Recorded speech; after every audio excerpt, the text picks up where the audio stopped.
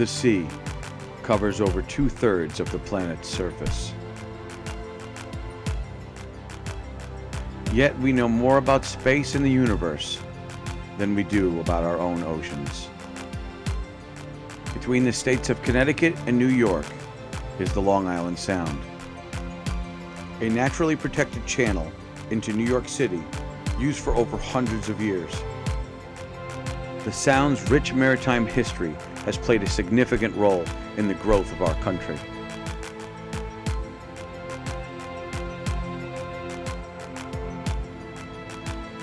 Join us as we explore its unsung residents and its forgotten history.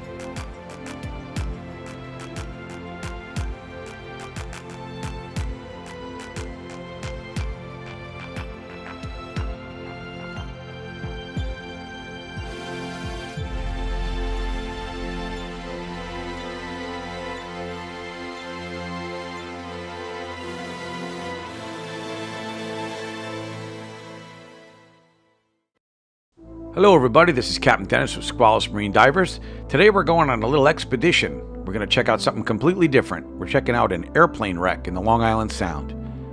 Here you can see some images that we got with our side scan sonar. Well, it's actually a structure scan. And you can see all the different angles. We were not 100% sure it was a plane, but after taking a few of these, we were pretty sure it was. Now this is a site that was on the NOAA charts.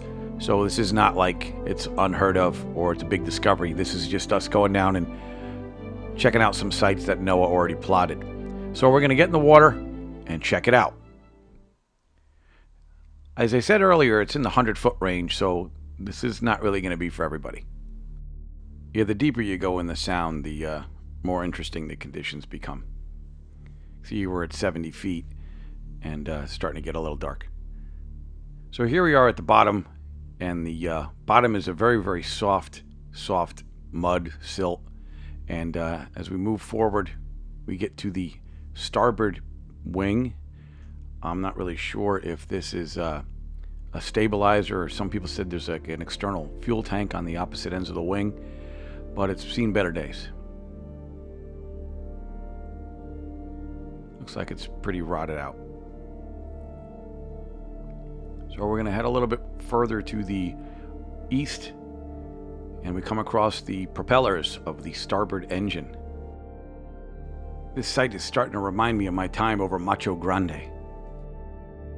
And we're going to, oh, look at that. There's lobsters living in the engine. And apparently the covering is missing. And over here to our right is the starboard side of the fuselage. But we're going to go up and over the engine and take a quick look at it.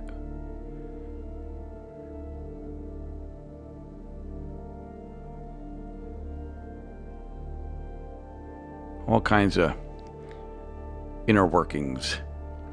I was pretty impressed by these hoses. You can see the ones down the bottom, they almost look brand new. Very little growth on that one.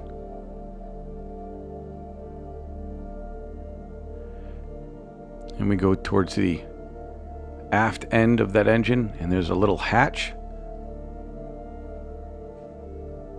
We're gonna just drop down alongside of it.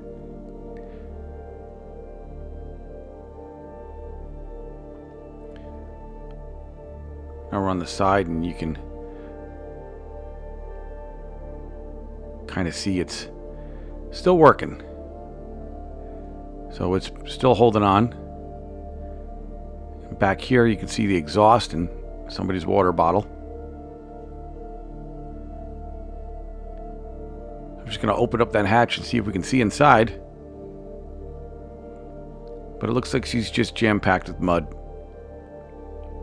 I'm guessing this is like a maintenance hatch or something. Ways to check things, pre-flight checks, things like that. The top of the hatch.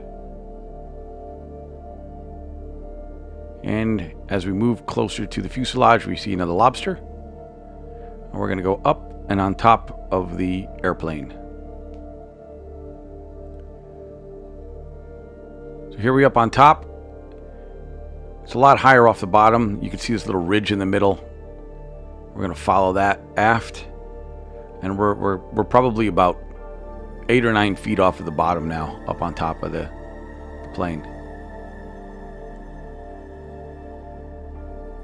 So here we have some stuff that's across the tail. Looks like a couple of lines. And that tail keeps going up.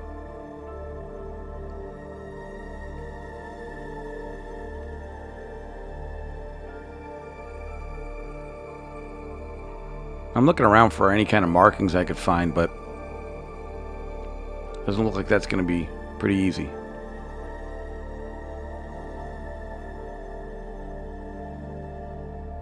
Well, let's see if we can clean this off a little bit. I don't know what the airplanes are made out of, but she's kind of falling apart a little bit. Now this spot right here looked like it might have been an insignia or a logo of a manufacturer. I don't know. But if you happen to know, we'd love to hear your feedback. And you can see she's falling apart. I don't know how long this has been here, but the paint's still on it. And it's sky blue. So I don't know if sky blue is considered camouflage for airplanes. So we're going to back away from the tail, head back up onto the roof, and make our way forward. Here we are back up on the roof, and we see these two little white things. And after further investigation, they appear to be GPS antennas. And this one actually says Garmin, do not paint. So it's got to be pretty recent for it to have, I guess, the GPS on it. So we're going to keep moving forward. And if you look right there, you can see something reflecting back at us. It's some pretty thick glass, folks. That's the windshield of the aircraft. I'm going to try and clean this off a little bit.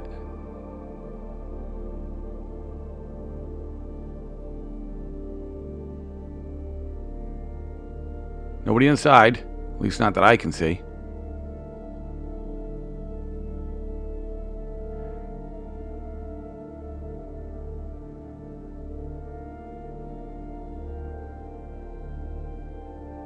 So after we cleaned it off and let the current move it around, we get a little better look.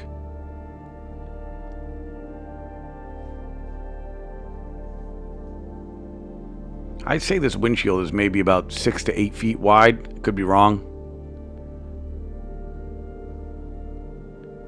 And then we're going to scoot down, check out the nose a little bit, which is pretty much not really there.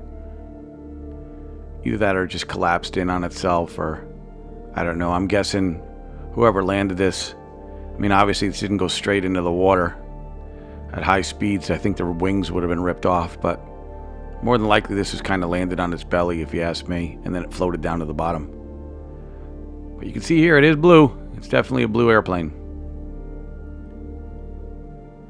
So judging from that computer on my arm, we're running out of time. So we're going to head a little bit back towards the anchor. And on our way to the anchor, we're going to take another look at this propeller. See, there's a little dent on the edge of that blade, which may be a clue that the boat hit the water moving. Or the boat, I'm sorry, airplane. I'm so used to talk about boats. So the plane more than likely hit the water and bent the tip of that prop.